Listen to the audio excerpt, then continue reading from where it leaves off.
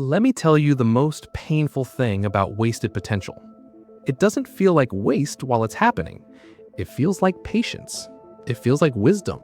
It feels like you're being smart, waiting for the right moment, setting yourself up, not rushing in like everyone else.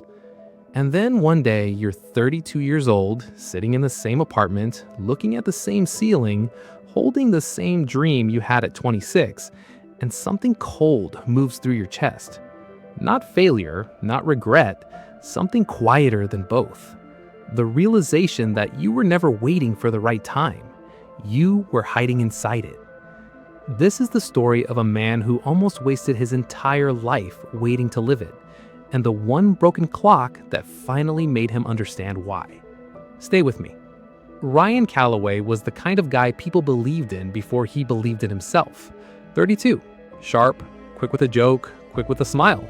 The type who walked into any room and owned it without trying. His friends said he had it. His family said he was going places. But going places is different from moving. Ryan had one dream. Had it since he was 12 years old, standing in his grandfather's garage, sawdust in his hair, watching the old man turn raw wood into something that would outlast them both. He wanted his own woodworking shop.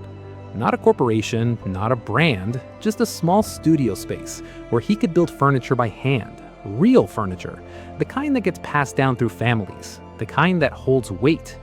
He had the skill, he had the taste for it, and he had a notebook. A thick, battered, college-ruled notebook full of floor plans, pricing models, client ideas, and furniture sketches that were honestly, genuinely beautiful. 6 years of plans. 6 years of almost. Every January, he'd flip to a fresh page and write, "This is the year" at the top. Every December, he'd close it without doing a single thing. Because there was always a reason. I'll start when I have more saved. I'll launch when the market settles. I'll do it when I have more time. He had a reason for every year, and every reason felt completely reasonable. That's the trick fear plays. It dresses up so well. It wears the clothes of logic and caution and planning.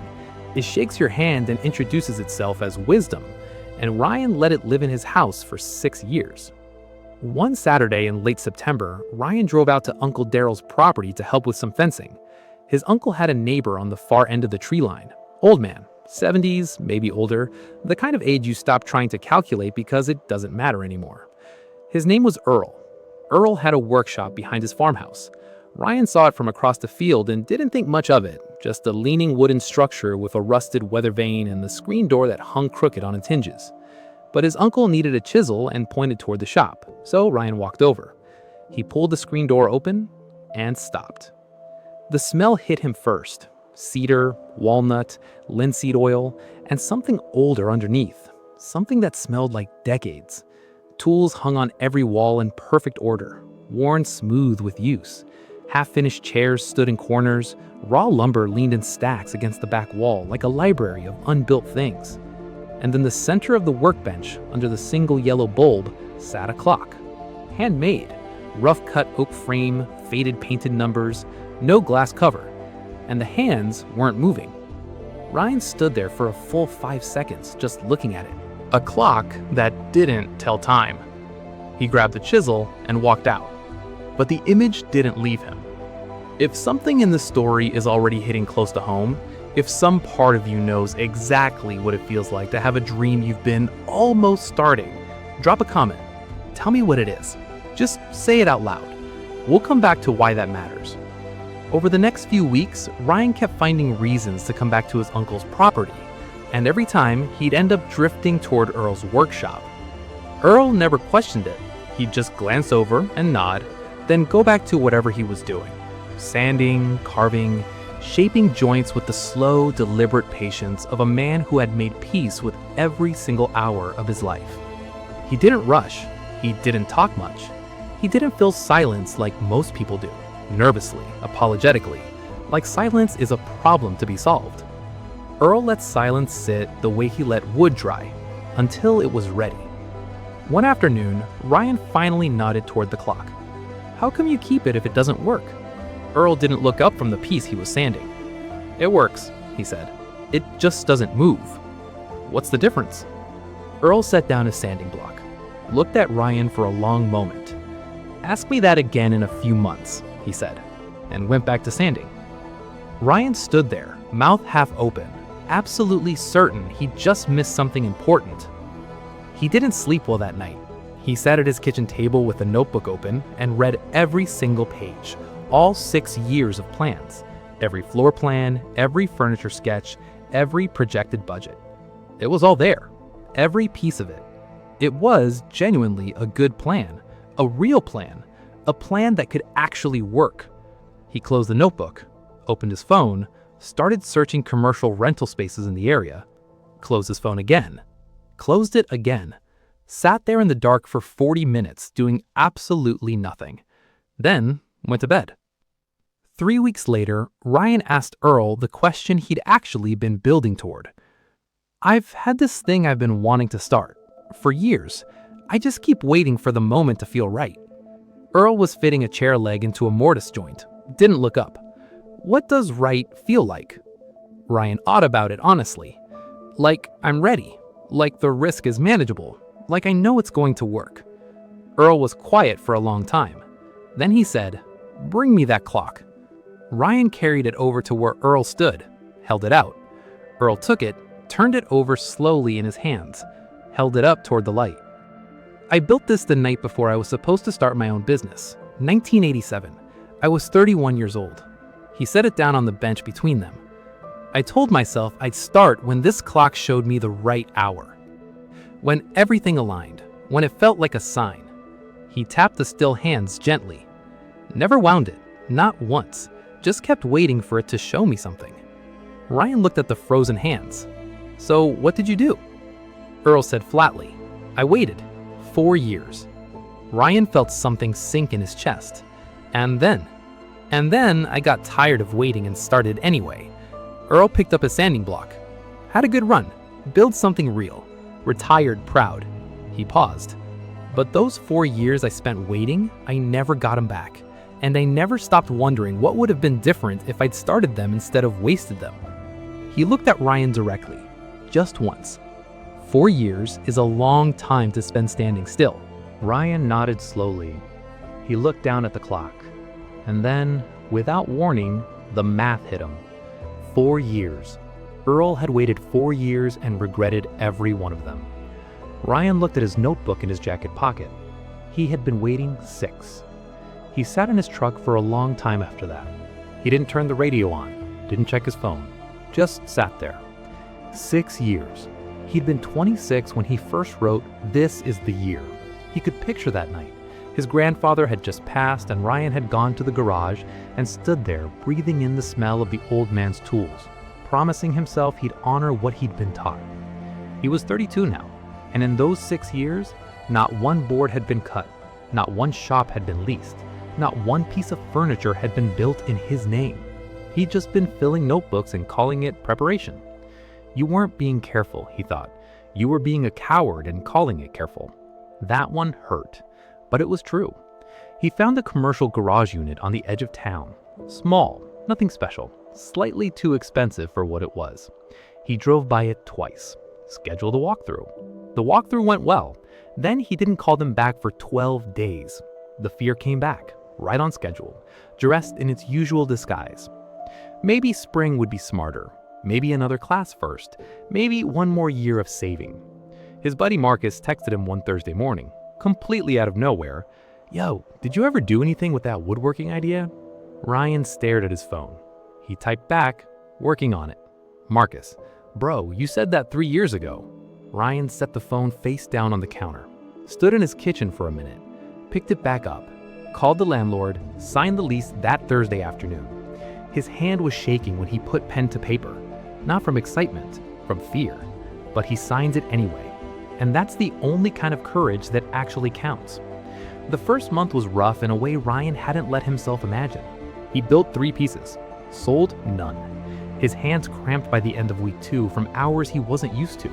The space smelled like mildew under the sawdust, and the lighting was terrible, and twice he drove home wondering if he'd made a catastrophic mistake. He went back to Earl on a Tuesday evening, stood in the doorway of the shop, half embarrassed. "It's not going how I thought it would." Earl glanced up. "Did you think it would go easy?" "No, I don't know. Maybe. Earl considered that for a moment. Hard is not the same as wrong, he said. Most people can't tell the difference. That's why most people quit. Ryan exhaled slowly. How did you know when to push through and when to pivot? Earl looked at him with something that might be the closest thing to a smile his face would allow. You push through until you have real information that says otherwise, he said. Fear is not real information. He gestured at the clock with one weathered hand. A man who waits for the fear to leave first will wait forever. Fear doesn't leave.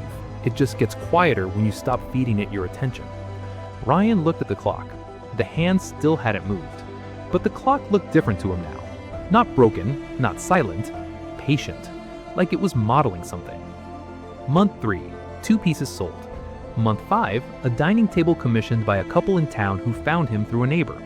Month 7, a waiting list. Small, 4 names, but a list.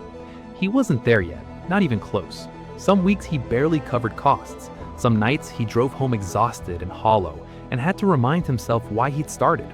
But every morning he unlocked that garage door and stepped inside and breathed in the sawdust. Something moved in his chest. Not pride exactly, rightness, like a compass that had been spinning for years and finally found north. He called his mom after the dining table sold. She cried. He didn't say anything for a second. I should have done this 6 years ago, he said. She said, you did it now. That's what matters. He wanted to believe her. He was still working on it. In the spring, he brought Earl an oak side table he'd made, set it on the workbench without saying anything. Earl ran both hands along the surface, checked the joints, pressed down gently on each corner. He nodded once. The wood remembers the patience you gave it, he said quietly. Ryan looked at the clock. Can I ask you something I've been thinking about? Earl waited. Why do you still keep it, the clock, after all these years? Earl looked at it for a long moment, the kind of look you give something that's outlived a whole chapter of your life. A clock that runs tells you what time it is, he said. A clock that doesn't run tells you something a running clock never could. What's that? Earl picked up his sanding block. That time passed whether you were ready or not. He went back to work. That's the only thing a still clock can teach, and it took me 40 years to be grateful for the lesson. Ryan stood there for a long moment after that, looking at those frozen hands, thinking about the notebook, the 6 years, the 12 days he'd stalled before calling the landlord, the fear that had dressed itself up as wisdom for so long he'd stopped being able to tell them apart. He thought about his grandfather's garage, the smell of it, the way the old man's hands moved like they'd made peace with every piece of wood they'd ever touched.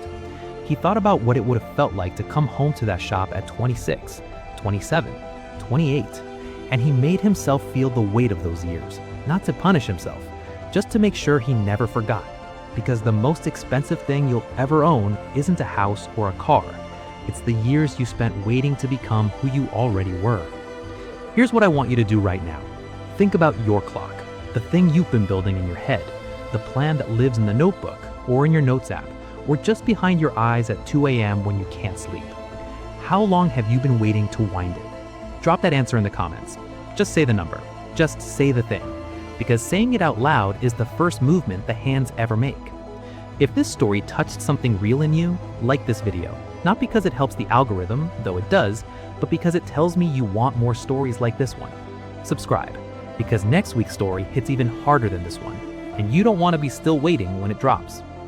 The last time Ryan saw Earl, the old man was sitting outside his workshop in a wooden chair he built himself, watching the light change over the fields. Ryan pulled up, didn't get out of the truck right away, just looked at him. This man who never preached, never lectured, never once told Ryan what to do, who just worked quietly in a shop that smelled of decades of purpose and let a still clock do most of the talking. Ryan got up, walked up. Earl looked at him and nodded. They didn't say much. They didn't need to. On the drive back, Ryan thought about something Earl had said the very first day, something Ryan had almost forgotten. It works fine, it just doesn't move. He used to think that was a strange thing to say about a broken clock. Now he understood. The clock had never been broken. He had. And a man who finally starts is not a man who found the right time. He's a man who stopped waiting for permission from his own fear. That's the only moment that was ever real. That's the only moment there ever is.